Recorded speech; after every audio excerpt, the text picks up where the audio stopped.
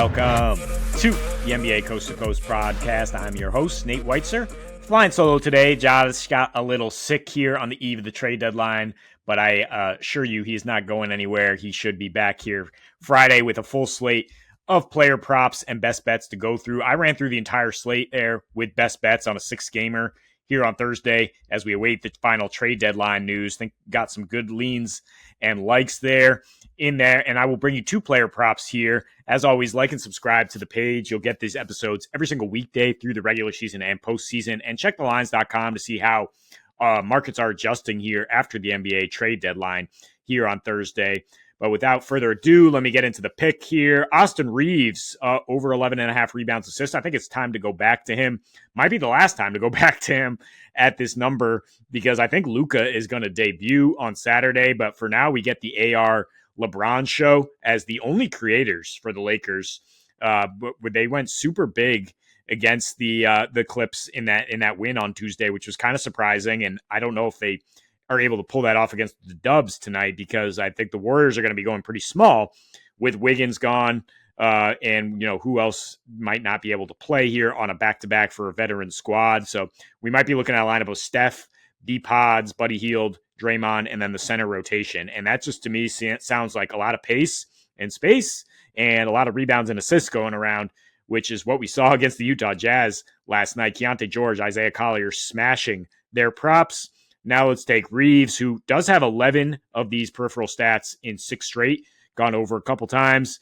We're talking 5.5 rebounds, 6.8 assists on 13.5 potentials. So that is a lot of room for growth if the Lakers can hit some shots around him. This Dubs defense, not very good. It's been pretty bad on back-to-backs. Their offense has been really bad on back-to-backs, which has led to 47 rebounds per game for opponents. They're allowing 27 assists per game since Christmas, when AR went for a triple-double, 26, 10, and 10 on Christmas against the squad. Nice game also in the more recent meeting. But really, we're just talking about opportunity and situation here. I mentioned the 13.5 potentials with 5 more passes per game than LeBron in the last 6. LeBron got to get used to that role of like picking his spots as we await the Luka return. And he's done that for a little while with AR at times to be like, all right, now you run the offense for a little bit.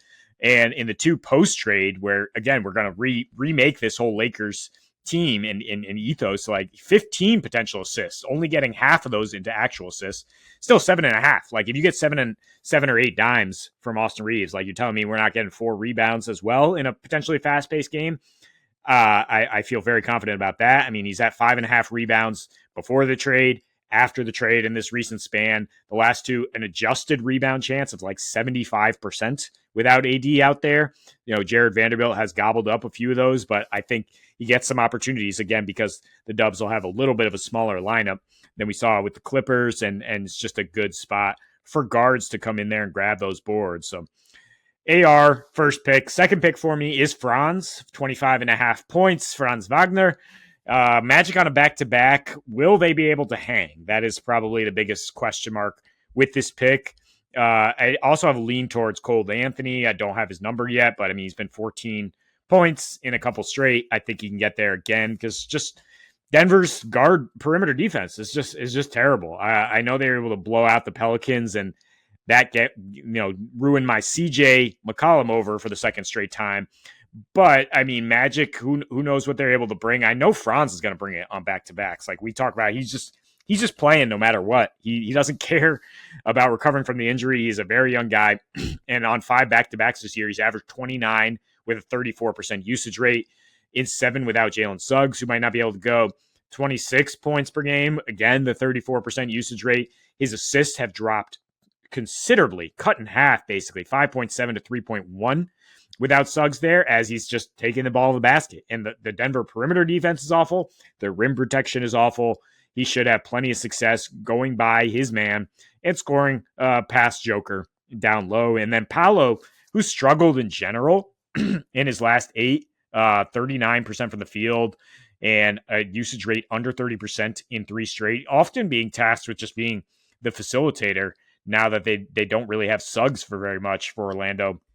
So Paolo's struggling. He went 4 for 16 last time against Denver because Aaron Gordon was back, and Aaron Gordon was coming off the bench too in that game at that point, and now he's just going to be starting and probably starting on Paolo unless Denver decides to make that switch. I just think he's physically the right matchup for Paolo and has given him trouble in a few. So I don't think Paolo's going to suddenly soak up more usage. Again, his usage is dropping. Franz had a 40% usage rate last night, was able to get the 31 points in just 27 minutes. So it might be a situation like when Maxey came to Denver last month, and we were like, I think the Sixers are getting blown out here, but Maxey's still going to get his 25, and he wound up with 28, I believe, in a 35-point loss. And Orlando probably more positioned to cover an 8-point spread than a team like Philly. They just don't take nights off. Franz does not take nights off.